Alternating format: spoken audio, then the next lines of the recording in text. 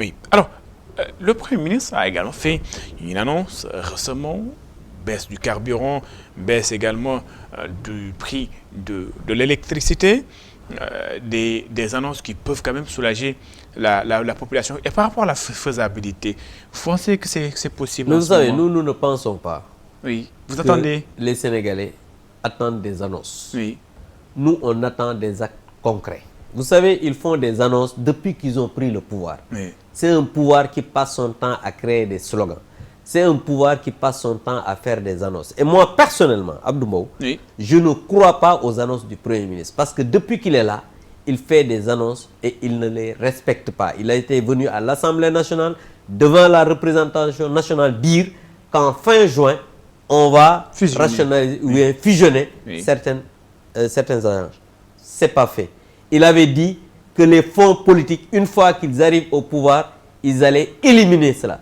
On parle même de fonds politiques à la primature. Donc aujourd'hui, pour dire simplement que je ne peux pas, ou bien je ne peux pas être emballé par des annonces du Premier ministre, parce qu'il en fait tous les jours et il ne les respecte pas, moi, ces annonces-là ne m'engagent pas. Maintenant, aujourd'hui, il faut comprendre, que les Sénégalais comprennent que le baril du pétrole a chuté. Ça, oui, c'est un. Deuxièmement, on a du pétrole et du gaz.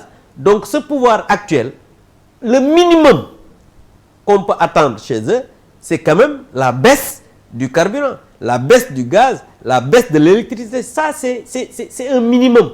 Ils doivent le faire. S'ils ne le font pas, c'est parce que, c'est vrai, leur incompétence n'est plus à démontrer. Mais je pense qu'on a tout réglé, tout fait pour que le pétrole, pour que l'électricité, les gaz et l'essence puissent diminuer. Parce qu'autour de nous, pratiquement, beaucoup de pays ont diminué l'essence, le pétrole. Donc, moi, je pense que ça, ce n'est pas quelque chose qui peut faire. Moi, je pense qu'il faut qu'il règle. Donc, en tout cas, nous n'attendons pas des annonces. Et si demain, l'électricité baisse, on va dire que c'est très bien parce qu'ils ont l'obligation de le faire. Ça ne va pas être quand même quelque chose qui va être grandiose, mais ils doivent le faire et régler les difficultés des Sénégalais. Nous n'attendons pas des annonces, on attend des actes concrets. Oui.